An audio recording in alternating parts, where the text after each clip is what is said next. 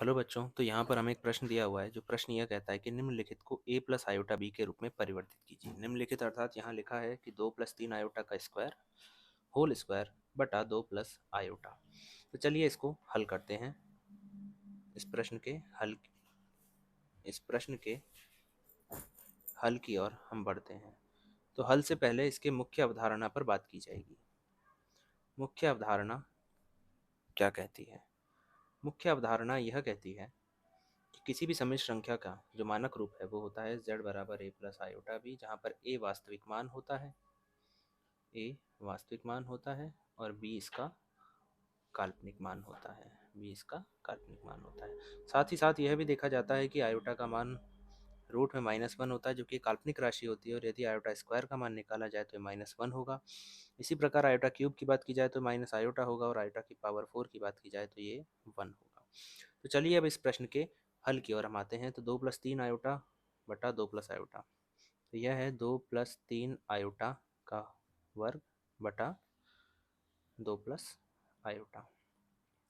तो अंश को अगर यदि मैं a प्लस बी के होल स्क्वायर से ओपन करूंगा तो यह हो जाएगा 2 का वर्ग प्लस 2 गुणा 2 गुणा 3 आयोटा प्लस 3 आयोटा का स्क्वायर, और बटे में नीचे 2 प्लस आयोटा। यहाँ हमने a प्लस बी के होल स्क्वायर का यूज़ किया है। तो यह होगा 4 प्लस यह हो जाएगा 12 आयोटा प्लस 9 आयोटा स्क्वायर, और बटे में 2 प्लस आयोटा। इसे और हल किया जाए तो यह हो जाएगा 4 प्लस 12 आयोटा, और आयोटा स्क्वायर का मान -1 होता है, तो यहाँ मैं -1 लिखूंगा, और नीचे 2 प्लस आयोटा। इस प्रश्न को यदि और आगे हल किया जाता है तो यह होगा 4 प्लस 12 आयोटा, और ये हो जाएगा -9, और नीचे है 2 प्लस आयोटा। तो चलिए इसे अब यहाँ पर नीचे हर में 2 प्लस आयोटा है, जो कि इसे हटाने के लिए हम इसका परिमेयकरण भी करेंगे। तो यहाँ पर हम इसका परिमेयकरण करेंगे, 2 माइनस आयोटा, नीचे भी 2 माइनस आयोटा। परिमेयकरण हमने किया है। तो यदि मैं ऊपर वाले को हल करूँगा 4 माइनस 9, तो ये जो हो जाएगा -5 प्लस 12 आयोटा, और बटा यहाँ होगा 2 माइनस आयोटा, और नीचे होगा 2 प्लस आयोटा, और यहाँ भी होगा 2 प्लस आयोटा।